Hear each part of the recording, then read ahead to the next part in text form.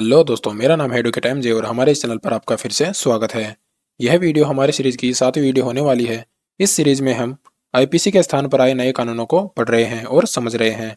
IPC के स्थान पर भारतीय न्याय संहिता 1 जुलाई 2024 से लागू हो चुकी है। इससे पहले की वीडियोज में हमने महिला व बच्चों के ऊपर अपराध व उनके दंडों को समझा है और हत्या से संबंधित सभी अपराधों व उनके दंडों को समझा है। आज की यह वीडियो बहुत ज़्यादा इंपॉर्टेंट होने वाली है, क्योंकि इस वीडियो में हम आतंकवाद यानी टेररिज्म से संबंधित सभी अपराधों व उनके दंडों को समझेंगे, जिसमें हम भारतीय न्याय संहिता की धारा 113 को पढ़ेंगे। इस सीरीज में आपको यह भी पता चलता रहेगा कि भारतीय न्याय संहिता 2023 की धारा आईपीसी की किस धारा के समान है, जिससे आपको समझने में और भी आसानी होगी, चाहे आप लॉ स्टूडेंट हों या फिर साधारण व्यक्ति हो जिन्हें इन मामलों का ज्ञान नहीं है। इन धाराओं को मैं बहुत ही असाधारण व आसान भाषा में बताने की कोशिश करूंगा ताकि आपको समझने में आसानी हो सके। तो बिना किसी देरी के शुरू करते हैं। सबसे पहले हम यह जान लेते हैं कि आतंकवाद होता क्या है और आतंकवाद के अंदर कौन कौन से कार्य आते हैं। तो हम अब शुरू करते हैं भारतीय न्याय संहिता की धारा 113 के सबसेक्शन 1 को। भारतीय न्याय संहिता की धारा 113 के सबसेक्शन 1 में आतंकवाद को परिभाषित किया गया है। इसे हम जान लेते हैं। जो कोई भारत की एकता, अखंडता, संप्रभुता, सुरक्षा या आर्थिक सुरक्षा को खतरे में डालने या खतरे में डालने की संभावना के इरादे से या भारत में या किसी विदेशी देश में लोगों या लोगों किसी वर्ग में आतंक फैलाने या आतंक फैलाने की संभावना के इरादे से कोई कार्य करता है। इसमें बता देता हूँ इसमें क्या बताया गया है। जो कोई भारत की एकता, अखंडता, संप्रभुता, सुरक्षा या आर्थिक सुरक्षा, इन सभी को खतरे में डालने के उद्देश्य से कोई ऐसा कार्य करता है जिससे भारत की एकता, अखंडता या संप्रभुता, सुरक्षा या आर्थिक सुरक्षा को खतरे में डाल सके, तो वह आतंकवाद का कृत्य होगा। या भारत में या किसी विदेशी देश में लोगों या लोगों किसी वर्ग में आतंक फैलाने, यानी भारत के या फिर किसी अन्य देश के लोगों में आतंक फैलाने या आतंक फैलाने की संभावना के इरादे से कोई कार्य करता है, तो वह भी आतंकवाद के अंदर आता है। इसके अंदर नीचे डिस्क्राइब किया हुआ है, उसे भी हम जान लेते हैं।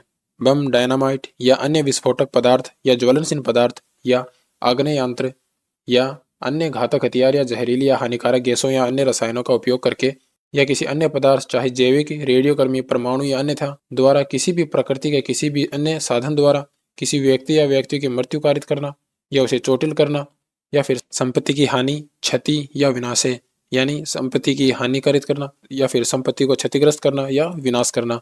भारत में या किसी विदेशी देश में समुदाय के जीवन के लिए आवश्यक किसी भी आपूर्ति या सेवाओं में व्यवधान डालना, यानी मनुष्य को जीवित रहने के लिए जो भी सेवाएं हैं उन सभी सेवाओं में व्यवधान डालना इसके अंदर बताया गया है।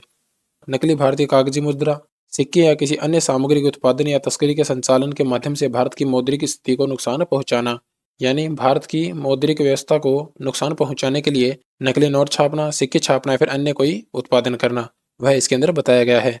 भारत में या किसी विदेशी देश में किसी संपत्ति को नुकसान पहुंचाने या नष्ट करना जिसका उपयोग भारत की रक्षा के लिए या भारत की सरकार, किसी राज्य या उसकी एजेंसी किसी अन्य उद्देश्य में संबोधित किया जाता है या किया जाना है। इसमें बताया गया है कि भारत में या फिर किसी अन्य देश में किसी ऐसी संपत्ति को नुकसान पहुंचाना जिससे भारत को नुकसान पहुंचाया जा सके। इसके पश्चात अब हम आगे बढ़ते हैं और जान लेते हैं कि बी में बताया गया है कि आपराधिक बल या आपराधिक बल के प्रदर्शन के माध्यम से भयभीत करना या ऐसे कार्य का प्रयास करना या किसी सार्वजनिक पदाधिकारी की मृत्यु का कारण बनना या किसी सार्वजनिक पदाधिकारी की मृत्यु कारित करने का प्रयास करना। इसमें बताया गया है कि कोई व्यक्ति आपराधिक बल का प्रयोग करता है या फिर आपराधिक बल का प्रयोग करने का प्रदर्शन करता है या फिर किसी सार्वजनिक पदाधिकारी की मृत्यु कारित कर देता है या फिर उसकी मृत्यु कारित करने का प्रयास करता है, तो वह बी के अंदर बताया गया है। इसके पश्चात सी में जान लेते हैं क्या बताया गया है। सी में बताया गया है कि किसी व्यक्ति को हिरासत में लेना, अपहरण करना और ऐसे व्यक्ति को मारने या घायल करने की धमकी देना, या भारत सरकार, किसी राज्य सरकार या किसी विदेशी देश की सरकार या किसी अंतर्राष्ट्रीय या अंतर सरकारी संगठन या किसी अन्य व्यक्ति को कोई कार्य करने या करने से परहेज करने के लिए मजबूर करने के लिए कोई अन्य कार्य करना। इसको आप एक उदाहरण से समझ सकते हैं, जैसे कि किसी प्लेन या फिर किसी ट्रेन को हाईजैक किया जाता है, जिसमें अपराधी प्लेन को हाईजैक करता है और पैसेंजर को छोड़ने के बदले कोई अन्य मांग करता है, तो वह इसके अंदर आता है। कोई ऐसा काम करना जिससे भारत सरकार, राज्य सरकार या किसी विदेशी सरकार को मजबूर किया जा सकता है, इसके अंदर आता है। इसके अंदर कुछ स्पष्टीकरण दिए हुए हैं, उसे भी हम जान लेते हैं। सार्वजनिक पदाधिकारी का अर्थ क्या बताया गया है, वह इसके अंदर बताया गया है। सार्वजनिक पदाधिकारी का अर्थ है संवैधानिक प्राधिकारी या कोई अन्य प्राधिकारी जिसे केंद्र सरकार द्वारा सरकारी राजपत्र में सार्वजनिक पदाधिकारी के रूप में अधिसूचित किया गया है। और नकली भारतीय मुद्रा के बारे में बताया गया है, जिसे आप जानते ही होंगे। आशा करता हूँ आपने आतंकवाद की परिभाषा जान ली होगी। इसके पश्चात अब हम आतंकवाद के कृत्य व उनके दंडों को समझेंगे। सबसे पहले हम भारतीय न्याय संहिता की धारा 113 के सबसेक्शन 2 को जान लेते हैं। इसमें बताया गया है कि जो कोई व्यक्ति आतंकवादी कृत्य करता है और उस कृत्य के परिणाम स्वरूप किसी व्यक्ति की मृत्यु कारित हो जाती है तो अपराधी व्यक्ति को मृत्युदंड या फिर आजीवन कारावास से दंडित किया जाएगा और उसे जुर्माना भी देना होगा। यह एक संज्ञेय अपराध है और अजमानती अपराध है जो सेशन न्यायालय द्वारा ही विचारणीय किया जा सकता है। अगर आप संज्ञेय व असंज्ञेय अपराध, जमानती या फिर अजमानती अपराध या फिर पावर ऑफ कोर्ट यानी न्यायालय की शक्ति के बारे में जानना चाहते हैं तो हमारी वीडियोस देख सकते हैं, जिसका लिंक आपको डिस्क्रिप्शन में मिल जाएगा या फिर आप चैनल पर विजिट करके भी देख सकते हैं। इसके पश्चात अब हम आगे बढ़ते हैं और देख लेते हैं कि ख के अंदर क्या बताया गया है किसी अन्य मामले में। यानी इसे मैं एक उदाहरण से समझा देता हूँ। मान लेते हैं किसी व्यक्ति ने आतंकवादी कृत्य किया है और उस कृत्य के परिणाम स्वरूप किसी व्यक्ति की मृत्यु कारित हो जाती है तो उसे मृत्युदंड या फिर आजीवन कारावास से दंडित किया जाएगा। और अगर आतंकवादी कृत्य करने के परिणाम स्वरूप मृत्यु नहीं होती है, उसके फलस्वरूप अपराधी व्यक्ति को 5 वर्ष के कारावास से दंडित किया जाएगा और उसे जुर्माना भी देना होगा। यह एक संज्ञेय अपराध है और अजमानती अपराध है जो सेशन न्यायालय द्वारा ही विचारणीय किया जा सकता है। इसे आप समझ गए होंगे, फिर भी मैं एक बार बता देता हूँ इसमें क्या बताया गया है।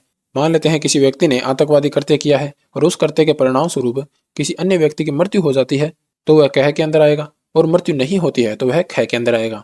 इसके पश्चात अब हम आगे बढ़ते हैं और जान लेते हैं भारतीय न्याय संहिता की धारा 113 के सबसेक्शन 3 के अंदर क्या बताया गया है।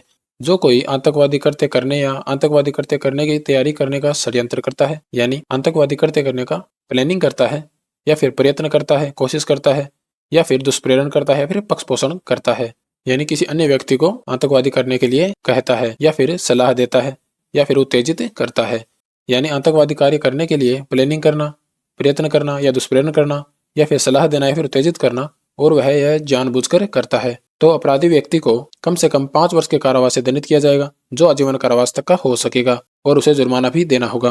यह एक संज्ञेय अपराध है और अजमानती अपराध है जो सेशन न्यायालय द्वारा ही विचारणीय किया जा सकता है। इसके पश्चात अब हम आगे बढ़ते हैं और जान लेते हैं कि भारतीय न्याय संहिता की धारा 113 के सबसेक्शन 4 के अंदर क्या बताया गया है। जो कोई आतंकवादी कार्य में प्रशिक्षण देने के लिए कोई शिविर या शिविर आयोजित करता है या फिर आयोजित करवाता है या आतंकवादी कार्य करने के लिए किसी व्यक्ति या व्यक्तियों की किसी भर्ती करवाता है, यानी आतंकवादी कार्य करने के लिए अन्य व्यक्तियों को जोड़ने के लिए कोई शिविर रखता है या फिर शिविर आयोजित करवाता है या फिर आतंकवादी कार्य करने के लिए किसी व्यक्ति या व्यक्तियों की भर्ती करवाता है तो वह इसके अंदर आता है। अपराधी व्यक्ति को कम से कम 5 वर्ष के कारावास से दंडित किया जाएगा जो आजीवन कारावास तक का हो सकेगा और उसे जुर्माने से भी दंडित किया जाएगा। यह एक संज्ञेय अपराध है और अजमानती अपराध है जो सेशन न्यायालय द्वारा ही विचारणीय किया जा सकता है। इसके पश्चात अब हम आगे बढ़ते हैं और जान लेते हैं कि भारतीय न्याय संहिता की धारा 113 के सबसेक्शन 5 के अंदर क्या बताया गया है। कोई भी व्यक्ति जो किसी ऐसे संगठन का सदस्य है जो आतंकवादी कृत्य में शामिल है, यानी आतंकवादी कृत्य करने वाले संगठन के किसी भी सदस्य को दंड दिया जाएगा और वह दंड आजीवन कारावास तक का हो सकेगा और उसे जुर्माना भी देना होगा। यह एक संज्ञेय अपराध है और अजमानती अपराध है जो सेशन न्यायालय द्वारा ही विचारणीय किया जा सकता है। इसके पश्चात अब हम आगे बढ़ते हैं और जान लेते हैं कि भारतीय न्याय संहिता की धारा 113 के सबसेक्शन 6 के अंदर क्या बताया गया है। जो कोई स्वेच्छा से किसी व्यक्ति को शरण देगा या छिपाएगा या शरण देने या छिपाने का प्रयास करेगा, यह जानते हुए कि ऐसे व्यक्ति ने आतंकवादी कार्य किया है, यानी किसी व्यक्ति ने आतंकवादी कृत्य किया और उस व्यक्ति को कोई अगर छिपाता है तो वह इसके अंदर आता है, बशर्ते कि यह उपधारा किसी ऐसे मामले पर लागू नहीं होगा जिसमें अपराधी के पति या पत्नी द्वारा शरण दी जाए और छिपाया जाए। इसमें बताया गया है कि कोई व्यक्ति है जिसने आतंकवादी कृत्य किया और उस व्यक्ति को अगर कोई छुपाता है तो वह इस अपराध के अंदर आता है। अगर किसी मामले में पति या पत्नी द्वारा उसे छिपाया जाता है तो वह अपराधी नहीं होगा। इस धारा के अंतर्गत अपराधी व्यक्ति को कम से कम 3 वर्ष के कारावास से दंडित किया जाएगा जो आजीवन कारावास तक का हो सकेगा और उसे जुर्माना भी देना होगा। यह एक संज्ञेय अपराध है और अजमानती अपराध है जो सेशन न्यायालय द्वारा ही विचारणीय किया जा सकता है। इसके पश्चात आज की इस वीडियो की अंतिम धारा को हम पढ़ेंगे। भारतीय न्याय संहिता की धारा 113 के सबसेक्शन 7 के अंदर बताया गया है कि जो कोई किसी आतंकवादी कृत्य करने से प्राप्त या विप्राप्त या आतंकवादी कृत्य किए जाने के माध्यम से अर्जित किसी भी संपत्ति को जानते हुए कब्जे में रखता है, यानी कोई आतंकवादी कार्य करता है और उस कार्य के परिणाम स्वरूप कोई संपत्ति अर्जित करता है या फिर धन अर्जित करता है और उस संपत्ति को अपने पास में रखता है तो वह इस धारा के अंदर आता है और अपराधी व्यक्ति को आजीवन कारावास तक के दंड से दंडित किया जाएगा और उसे जुर्माना भी देना होगा। यह एक संज्ञेय अपराध है और अजमानती अपराध है जो सेशन न्यायालय द्वारा ही विचारणीय किया जा सकता है। आज के लिए बस इतना ही। यहाँ तक बने रहने के लिए धन्यवाद। आशा करता हूँ आपको अच्छे से समझ में आया होगा। ऐसी ही लॉ से रिलेटेड वीडियो देखते रहने के लिए बेल आइकन सब्सक्राइब कर लें। इसके बावजूद अगर आपको कोई डाउट रह गया हो तो कमेंट बॉक्स में जरूर बताइएगा, मैं उसका जवाब जरूर दूंगा। और कमेंट बॉक्स में अपना एक्सपीरियंस भी शेयर कीजिएगा।